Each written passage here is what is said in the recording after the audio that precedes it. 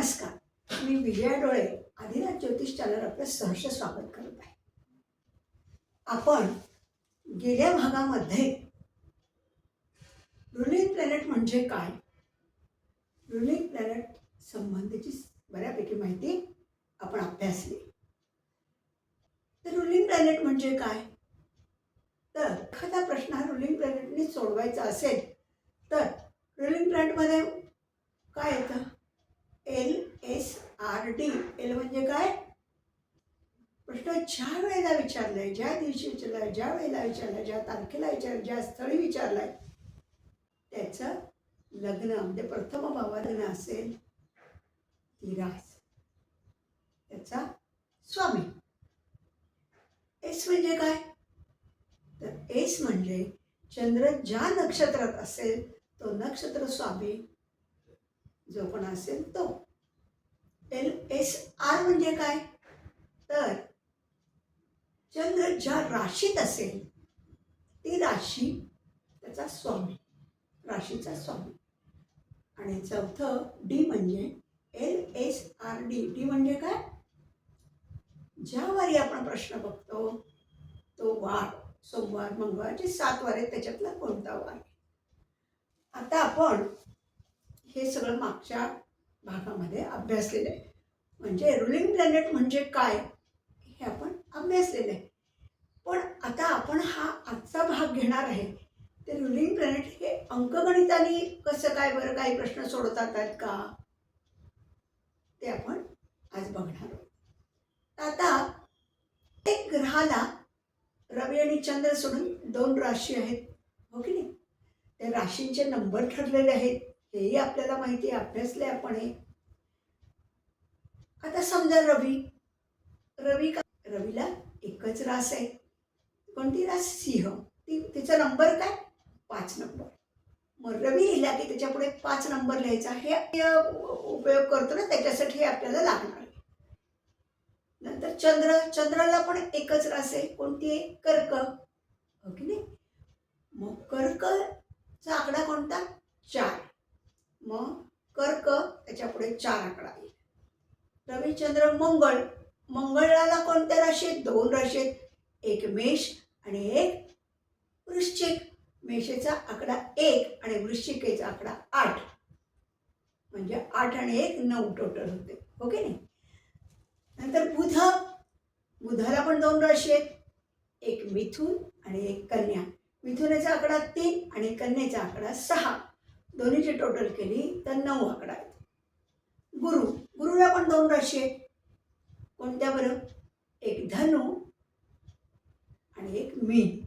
धनुचा 9 आकडा आणि mean he 12वी रास, म्हणजे 9 आणि 12. शुक्रला 2 राशी आहेत, वृषभ आकडा 2 आणि तुळ रास आकडा 7. हे त्या राशींचे आकडे आपण घेतलेत. आलं ना लक्षात तुमच्या. शनीला पण 2 राशी आहेत बघा, मकर आणि कुंभ. मकराचा आकडा कोणता, 10 आणि कुंभेचा आकडा 11. नंतर राहू आणि केतू यांना आकडे नाहीत, कारण त्यांना स्वतःच्या राशी नाहीत. ते ज्या राशीत असतील त्याचा स्वामी, त्याचे आकडे आपल्याला घ्यावे लागतील. राहू केतू जर आपल्या रुलिंग प्लॅनेटमध्ये आले तर हा बेस तुमच्या लक्षात आला का अंकगणिताचा, की प्रत्येक ग्रहाला ज्या राशी आहेत त्यांचे राशीतले आकडे फिक्स आहेत. तुम्हाला माहिती आहे, पहिली रास मेष, दुसरी रास वृषभ, तिसरी रास मिथुन, हे 10 नंबर आहेत. ते प्रत्येक ग्रहाला स्वराशी दिलेले आहेत, त्यानुसार तेच आकडे आपण घेणार आहोत आणि त्याचा अंकशास्त्रीय उपयोग कसा होतो हे आज आपण बघणार आहोत. काही प्रश्न असे असतात की कुंडलीवर न बघता येत नाहीत, आणि प्रश्न कुंडलीमध्ये सुद्धा आपल्याला रुलिंग प्लॅनेटची मदत घ्यावी लागते. आमच्या तर प्रश्न कुंडलीचे कसे पाहिले प्रश्न, लाईट गेले तर ते कधी येतील, गाडी लेट झाली, रेल्वे कधी येईल, अशा तऱ्हेचे प्रश्न कुंडलीवरनं आपण अंक घेऊन 1 ते 249 अंक घेऊन सोडवता येतात, किंवा नुसता प्रश्न कुंडलीवर सोडवता येतात. हे आपण मागच्या भागात अभ्यासलं. तर या भागामध्ये आपण प्रत्येक ग्रहाला ज्या राशी आहेत त्यांचे आकडे घेऊन त्याचा उपयोग करून आपण गणित ज्या आपण आपल्या समस्या सोडवणार आहोत किंवा जे आपल्याकडे प्रश्न जातक घेऊन येतील त्याची उत्तर आपण त्याच्यावरनं देणार. म्हणून याला अंकशास्त्रीय उपयोग रुलिंग प्लॅनेटचा असं म्हणण्यात येतं. आलं का लक्षात? आता असे कुठले प्रश्न असतात? आता हे ग्रह किती आहेत बरं आपले? 9 ग्रह आहेत. बेसिक ग्रह 9 आहेत. ओके. रवी, चंद्र, मंगळ, बुध, गुरु, शुक्र, शनी, राहू आणि केतू. म्हणून एखादा प्रश्न जो असेल त्याचे 9 पेक्षा कमी किंवा 9 पेक्षा जास्त म्हणजे काय म्हणता येईल त्याला आपल्याला? क्रिकेट मॅच ह्यावेळेला विजेता कोण असेल हे ठरवायचे. मग त्या मॅचमध्ये किती टीम्स आहेत? इंग्लंड आहे, अमेरिका आहे, भारत आहे, ऑस्ट्रेलिया आहे, असे सगळे जे आहेत हे सगळे 9 पेक्षा जास्त आहेत का 9 पेक्षा कमी आहेत हे आपल्याला अभ्यासावं लागेल. आणि 9 पेक्षा कमी असेल तर काय आणि 9 पेक्षा जास्त असेल तर काय हे असं आपल्याला बघावं लागेल. तर मी तुम्हाला ह्या आकड्यांचं आकडे म्हणण्यापेक्षा अंक म्हणूयात आपण. अंक जे काय आहेत आपले त्या अंकाचा उपयोग करून हे कसे सोडायचे किंवा एखादी सभा असेल त्या सभेसाठी आज माझ्या सभेला किती लोक येणार आहे एखादा नेता विचारू शकेल असा प्रश्न आपण सोडवू शकतो. किंवा पास नापास असा प्रश्न आपण सोडवू शकतो याच्यानं. आलं का लक्षात? पास हे नापास किंवा त्याला किती % मार्क मिळतील एखाद्या जातकाला तेही आपण याच्यावरनं सांगू शकतो. अशा प्रकारचे जे प्रश्न आहेत ते आपण सोडवू शकतो. मग आता ह्यासाठी महत्त्वाचं काय ठरलं? जातकाने दिलेले पर्याय. हो की? आता समजा परीक्षेसंदर्भात प्रश्न आहे तर पर्याय कोणते कुठले? पास का नापास म्हणजे पर्याय 2च झाले. हो की नाही? किंवा एखाद्या सभेला किती माणसं येणार याच्यासाठी 50 ते 100, 100 ते 200, 200 असे 9च्या वर सुद्धा पर्याय होऊ शकतील. मग 9च्या वर पर्याय झाले तर आणि 9च्या खाली पर्याय झाले तर काय होईल हे आपण ह्याच्यात मुख्यतः अभ्यासणार आहोत. आता पास आणि नापास समजा एक उदाहरण म्हणून घेऊयात. याचे पर्याय किती? 2. एखादा प्रश्न विचारला त्यावेळेला रुलिंग प्लॅनेटमध्ये कोणते 4 ग्रह आले त्यांचे स्वामी कोण आले हे आधी बघणार. त्या स्वामींच्या अंकांची बेरीज करणार. ती बेरीज 9 पर्यायापेक्षा कमी असेल तर त्याची एक टोटल करणार. त्याची बेरीज एका अंकी करणार. जसं समजा 42 आहे, 40 असेल, 48 आहे ते एक अंकी करावी लागेल.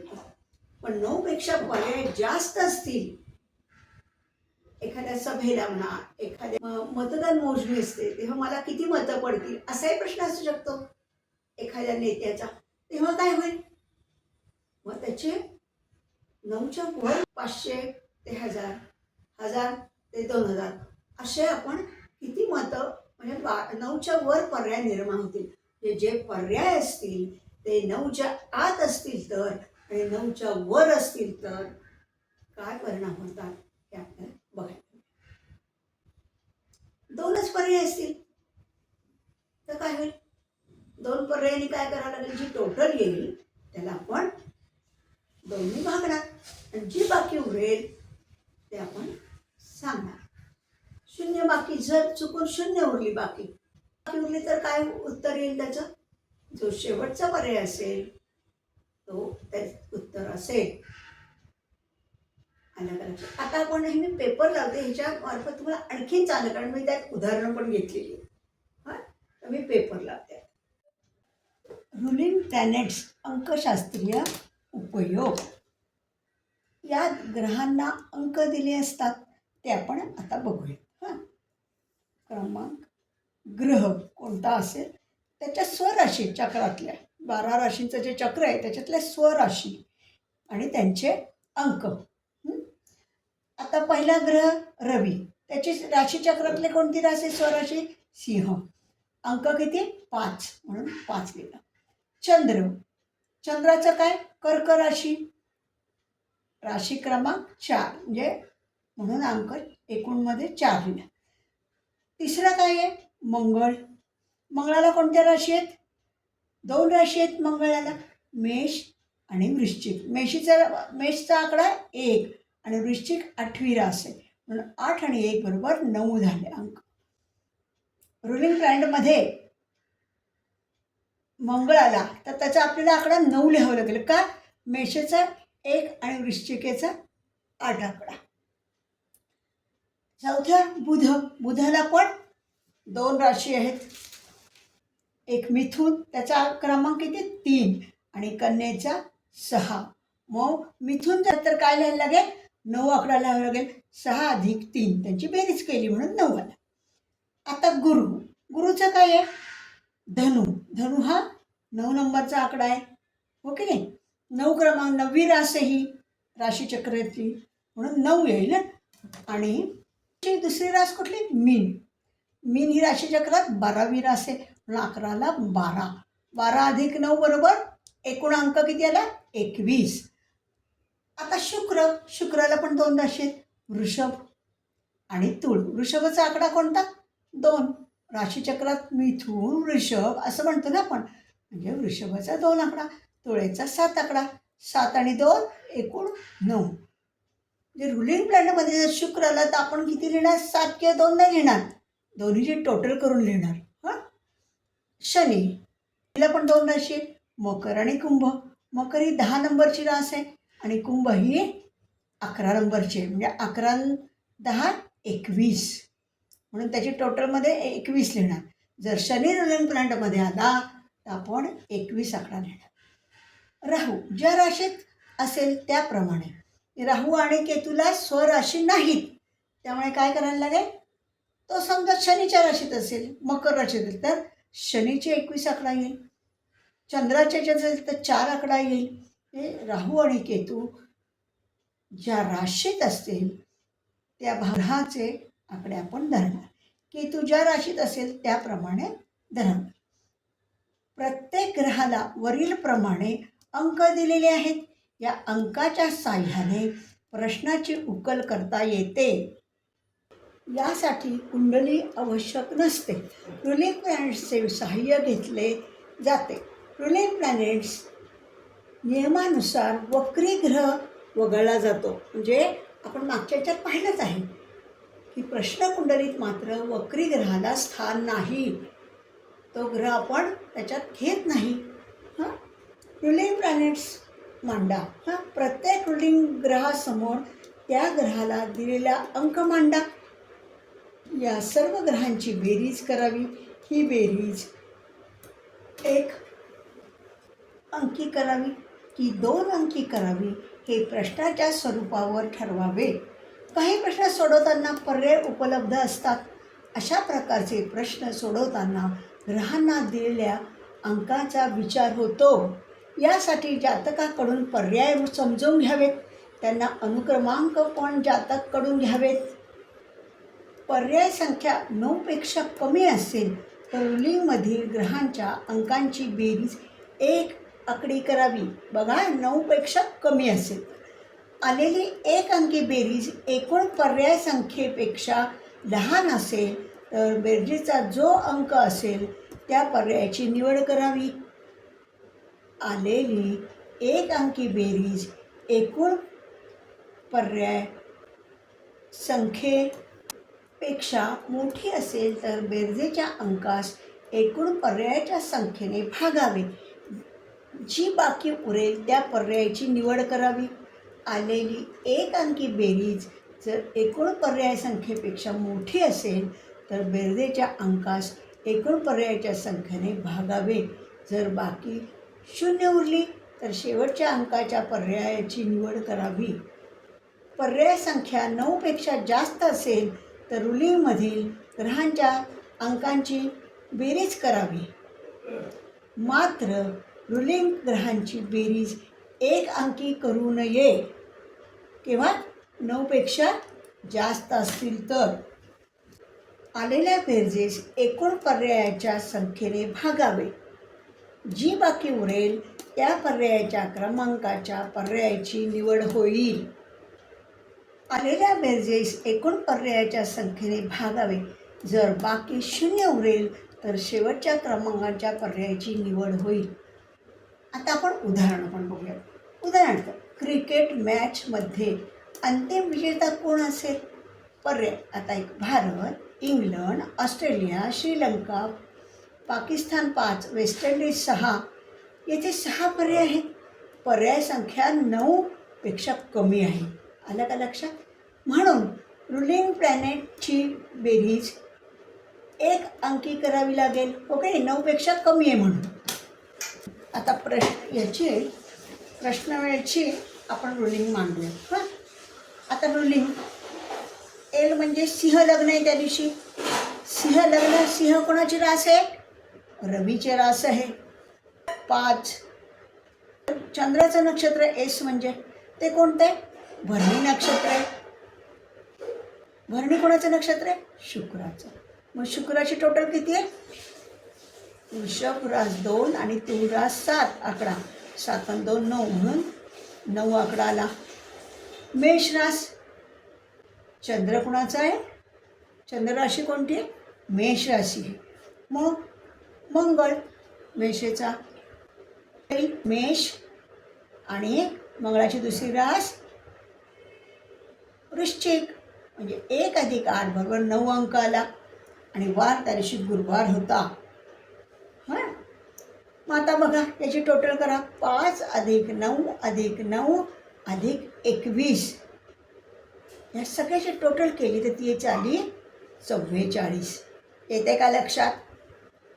LSRD प्रमाणे आपण त्या दिवसाचे, तारखेचे, वेळेचे आपण काय केलं? लग्न काढलं. कोणतं उदित आहे? ते सिंह लग्न. म्हणून आपण सिंह कोणाची रास आली? रवीची. म्हणून 5 अंक घेतला. कोणत्या नक्षत्रात आहे चंद्र? तर भरणी नक्षत्रात. म्हणून शुक्राचं. म्हणून 9 आकडा आला. कोणत्या राशीत आहे? तर मेष राशीत आहे. म्हणजे मंगळ मेषेचा. म्हणून 9 आकडाला 1 + 8. आणि कोणत्या वारी प्रश्न बघणार आहे? तर गुरुवारी. म्हणून गुरुवारी किती आला आकडा? 21. 9 + 12. मग हे सगळ्याची टोटल किती आली? 44. हां, 44 अंकाची एक अंकी बेरीज करूयात. 4 + 4 बरोबर 8 येते. हो की नाही? 8 ह्या संख्येला पर्याय संख्येने भागले तेव्हा बाकी 2 येते. म्हणजे काय केलं आपण? 8 ह्या संख्येला पर्याय संख्या किती आहे तिथे? पर्याय संख्या आहे 6. 6 1 6. 8तून 6 गेले 2 उरले. बाकी किती? 2 उरते. म्हणून पर्याय 2 हे उत्तर. म्हणून इंग्लंड अंतिम विजेता होईल असं आपल्या प्रश्नाचं उत्तर आलं. आलं का लक्षात? 9 पेक्षा जर कमी पर्याय असतील तर त्या संख्येची, जे आपले LSRD आहे त्यांच्या अंकाची बेरीज 1 9 पेक्षा म्हणून 1 अंकी करून घ्यायची. 44 म्हणून 4 आणि 4 8 आली. आणि जे पर्याय आहे त्यांनी त्या 8ला भागल्यावर जी बाकी उरते ते उत्तर येतं. आता 6 पर्याय होते आपल्याकडे. 6 1 6. 8तून 6 गेले 2 राहिले. म्हणून 2 नंबरचं पर्याय आहे उत्तर आलं. येते का लक्षात? हां, आता आणखीन एक उदाहरण घ्या. एका कार्यक्रमाला किती हजर आहेत? असा पर्याय. एखादा कार्यक्रम आहे आणि त्याला किती लोक येणार बरं असं विचारण्यात आलं आपल्याला एखाद्या जातकाने. तर पहिला पर्याय काय? 50 ते 100. दुसरा पर्याय 100 ते 200. पर्याय जातकाकडनंच आपण घ्यायचे. तिसरा पर्याय 200 ते 300. चौथा पर्याय 300 ते 400. पाचवा पर्याय 400 ते 500. 6वा पर्याय 500 ते 600. 7वा पर्याय 600 ते 700. 8वा पर्याय 700 ते 800. 9वा पर्याय 800 ते 900. 10वा पर्याय 900 ते 1000. जे येथे 9 पेक्षा जास्त पर्याय किती झाले? 10 पर्याय झाले. आपण 1 पासून 10 पर्याय. मग इथे 9 पेक्षा जास्त झाले. मग आता काय करणार? रुलिंग ग्रहांची बेरीज एक अंकी करू नये असे जर असेल, 9पेक्षा जर जास्त पर्याय असतील तर एक अंकी करायची नाही. 44 आहे, ती 4 आणि 4 8 करतो, तशी नाही ठेवली, तशीच ठेवायची. 9पेक्षा जास्त पर्याय म्हणून रुलिंग ग्रहांची बेरीज एक अंकी करू नये. वरील रुलिंगप्रमाणे बेरीज 44 आहे. ह्या संख्येला पर्याय 10 संख्येने भागले असता बाकी 4 येते. 10 चौक 40, 4 बाकी उरले, म्हणून 4 हे उत्तर आहे. 300 ते 400 हे उत्तर आहे. आलं का लक्षात? काय केलं आपण? 9पेक्षा जर पर्याय जास्त असतील तर काय केलं आपण?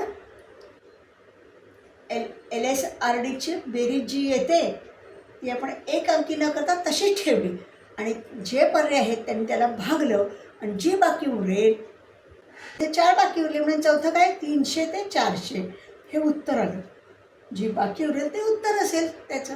हां, एखाद्या जातकाचा शिक्षण विषयक प्रश्न असेल तर काय असेल ते बघूया.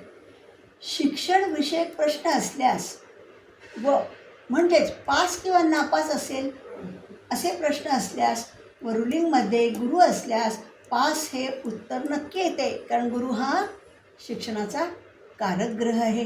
हां, उदाहरणार्थ परीक्षेत किती टक्के मार्क मिळतील असा प्रश्न आहे. हां, आता रुलिंगमधून कसा सोडवायचा ते बघा. हां, रुलिंगमध्ये जर गुरु असेल तर गुरुची अंकशास्त्रीय किंमत 60 धरली जाते. हे केव्हा होतं? फक्त पर्सेंटेज बघताना, आणि उरलेल्यांचे अंक मिळवले जातात. आता गुण किती टक्के मिळतील? 1. सिंह लग्न, रवीचा आकडा 5, भरणी नक्षत्र, शुक्र 9 आकडा, मेष रास, मंगळ 9 आकडा, आणि गुरु शिक्षणाच्या बाबतीत पर्सेंटेजला जेव्हा येतो तेव्हा आपण 60 अंक घेतो त्याचा. मग आता 60 प्लस एकूण 9 प्लस 9 प्लस 5 यांची टोटल झाली 83. म्हणून त्या मुलाला किती टक्के मार्क मिळतील? 83% गुण मिळतील. आलं का लक्षात? हां, आज आपण रुलिंग प्लॅनेटमध्ये अंकशास्त्रीय उपयोग कसा करायचा, कोणते प्रश्न आल्यावर याचा उपयोग करायचा हे आज आपण अभ्यासलं. आपल्याकडे प्रश्नकुंडलीमध्ये कुठल्याही प्रकारचा प्रश्न येतो, हो की नाही? त्यानुसार आज हा पण आपण अभ्यास केला की अंकशास्त्रीय जर प्रश्न असला तो कसा असू शकतो हे आपण पाहिलं, हो की नाही? नंतर प्रश्नकुंडलीत साधे प्रश्न, लाईट कधी येतील, रेल्वे कधी जाईल, अशा प्रकारचे प्रश्न, अशा वेगवेगळ्या प्रकारचे प्रश्न रुलिंग प्लॅनेटने कसं बघायचं हे आपण आज अभ्यासलं. आपण आजचा भाग इथेच संपवत आहोत आणि पुढच्या भागामध्ये आपण योग, सगळ्या ग्रहांमध्ये जन्मवेळेला, जन्मतारखेला, जन्मवेळेला, जन्मस्थळी जेव्हा जे ग्रह असतात त्यांच्यात कोणते ना कोणते योग झाले असतात. काही शुभयोग असतात, कधी अशुभयोग असतात. त्याचा अभ्यास आपण पुढच्या भागात करणार आहोत. आजचा भाग मी इथेच संपवत आहे. सगळ्यांनी हा भाग बघितला असेल आणि लाईक सबस्क्राईब केला असेल याची मला पूर्ण खात्री. धन्यवाद.